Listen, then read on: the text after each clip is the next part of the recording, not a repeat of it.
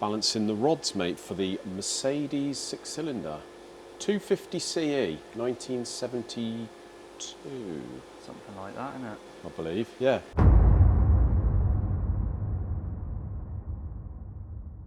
Now, I did a video on this a few videos ago, and I noticed one comment there from a gentleman, because I was trying to describe how we do it, when he said there's only one way to balance rods, and that's the correct way. And he ain't wrong, but all we were trying to do was just show you, not the quickest way as in the shortcut, but the quickest way that I've found we do it without going to and fro, taking meat off the small end and the big end. I think what we were trying to get at was we do it properly, but there are other ways that people do it, which is still technically balancing, but isn't really doing it right. It's not. So, in a nutshell, very quickly, to cut a long story short, mate, what I do is, first of all, we've got the heavy end, which is the big end, and we've got the lighter end, which is the small end. When you're weighing the rod, so just very quickly, this will be the general setup here. Okay, so you zero the scales with that on there, and then what you're doing is weighing that end there. Now the weight will be mainly off the very end here, or this area. You're still weighing a certain point, sort of tapering off towards that end, aren't you? Like I said the other day, it's almost like you're weighing a lever. Yeah. That's like your pivot point, and that's the force that's applied by gravity, I suppose. Exactly. So how I sort of see it is the actual weight in a shape will be sort of like that. So you're weighing the majority of it over here, but there is a certain point, maybe in the middle of the rod, where the weight's going to differ from each other. But the important thing is to get the weight at the small ends and this end, the big end, the same on all the rods, and the overall weight of the rod. So once we've done the big end, is you turn that round, and this goes on there, and you do it the other way round. Exactly. I know this sounds obvious, but the smaller the amount that all the rods are out on each end, the easier it is to do. What you find is, if you've got a large amount that it's out, say for instance 10 grams between the lightest and the heaviest on the big end, there will be a certain amount of that weight be sort of in the centre point. You do the big end first, get all the weights the same, and when you turn it round and do the small end, you'll find that once you've done them, you need to then turn it over and do the other end, because it's sort of, you're chasing the weight from one end of the rod to the next. So what I tend to do is, no matter how much they're out, I'll do the big ends, then I'll turn around and weigh all the small ends. These, for example, were massively out on the small ends. Once I've done the big end, they're about 9 grams different from the heaviest to the lightest. And it's such a small area, although this had a bit of a lug on. There's some big sort of lugs here. You sort of think, well, where's 9 grams on there? So what you find then is, once you've done that, you then go back, because it was so far out, you go back and weigh your big ends, and they'll be 2 or 3 grams out again. Yeah. Because you've sort of moved that weight back over.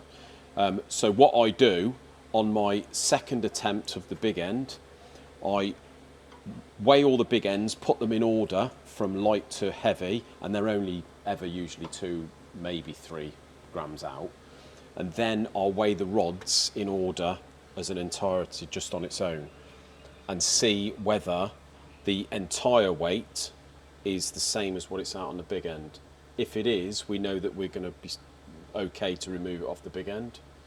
If it's slightly different, I'll remove it off the big end, then I will change over to the small end and also weigh it as an entirety. So once I've done that, and I'm pretty sure we're round about there, we'll get all the big ends the same. I'm hoping this makes sense, mate, on camera. I know what I'm on about, do you?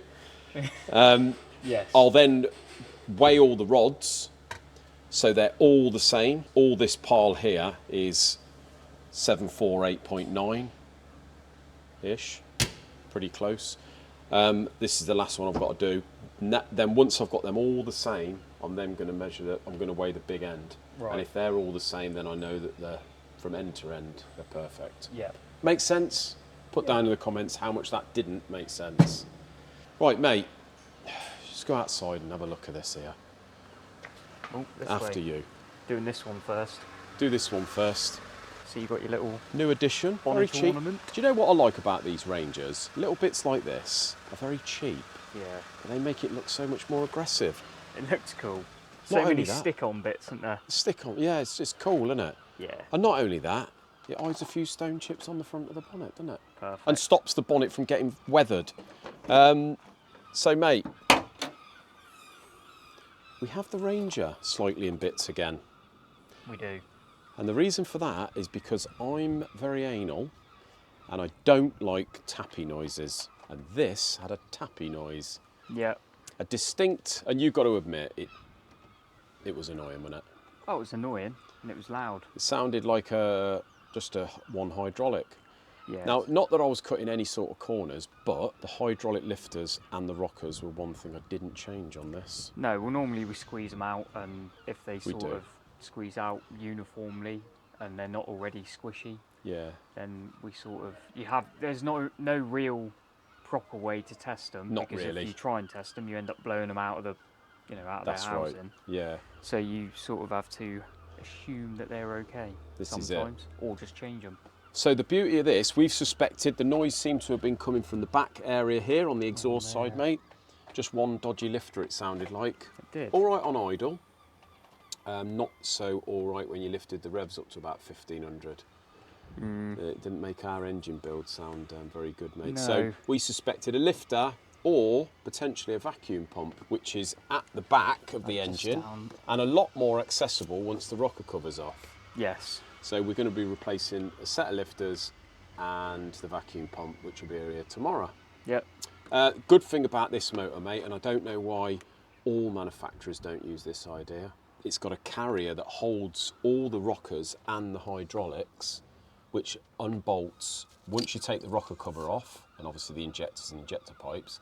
It just unbolts, lifts off, saves you having to disturb any of the timing, Yeah. all the cams. What a It's, great idea that is, isn't well, it? it's a lot like having a sort of rocker shaft, really, on Yeah. on a crossflow or something, Yeah. but applied to a dual overhead cam 16 valve diesel. Exactly. Fantastic idea. idea, mate. So let's go and have a little look at that assembly. And here's one I made earlier. So if you try and look on the internet, you actually can't find the hydraulics. They do Individual. several individual ones. They do several different types of hydraulics. The 2.2s are different to this. And I suspect that the 2 litres are different again. And what you'll normally find is an entire assembly for about 300 quid. Yeah. Usually that's genuine only. including the aluminium sort of. The aluminium cradle, the hydraulics are in there. These are your Roller rockers, rockers. mate, roller rockers. So these have got a needle bearing in there. You've got to check all these, make sure all that's good. There's no wear on the pads, etc.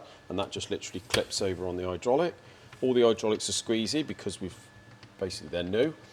Fortunately, I spoke to John down at Ultra Parts, and he said that Graham keeps some hydraulics on the side. So we've had a nice set of them, and these are the old ones, mate. That's basically what you're looking at. Yeah. So if you've got one of these, basically the hydraulic, I don't know whether I've ever showed them a hydraulic lifter like this. So you've got a little spring, you've got the body there, which holds the oil. It's just a cup, basically. You put the spring in there, and this is the bit of magic, Like the a one piston, that's really, isn't it? like a little piston. It's got a one-way ball valve in there. So once the oil goes in, it pushes the force of the oil pushes the ball back in its seat Yep. and doesn't escape unless it's worn.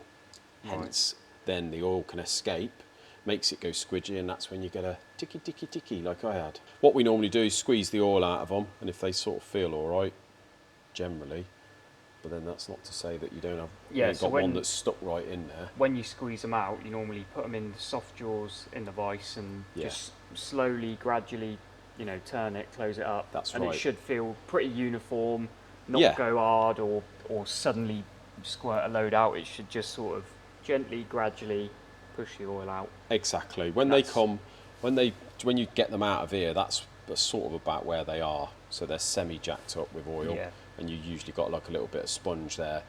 I do believe that I may have found the dodgy lifter, because when I took one out that was on I think it was the second from last one on the exhaust side, whereas all the rest were like this, which shows that the ball is holding oil still. Yeah. that one was like that, right back there. Right. So I suspect that that may have been the dodgy one. But we will see, mate, tomorrow when we get the vacuum pump. We put it all back together. Yeah. And it doesn't tick away. And we're not just throwing parts at it. I mean, No, it's got to be right because, to be honest, they are not the quietest engine. If you speak to anyone that's into Rangers or got a Ranger, the 3.2, they're a bit of a noisy even the diesel. 2.2s, they're just all a bit. Yeah, you get a bit, like you said, there's not a lot of sound deadening, and you get a lot of injector ticking and all this, which is fine. But this was a bit different. Well, when you're going along, it was ticka. At the end of the day, it's a diesel engine, so it's always going to sound a bit diesely, isn't it? It is really. But that's the cool bit about but having a truck, isn't it? If you've got a truck, I think you've got to have a diesel. Oh, yeah. We've had a look in the vacuum pump as well, haven't we? We have had a look in the vacuum pump, yeah. Pretty knackered up. So. Yes, so in the vacuum pump. But this thing, we suspect this ain't very good because the brake pedal was a little bit... It's a little bit soft. But then sometimes on autos they are a bit softer and less... Yeah, they can be.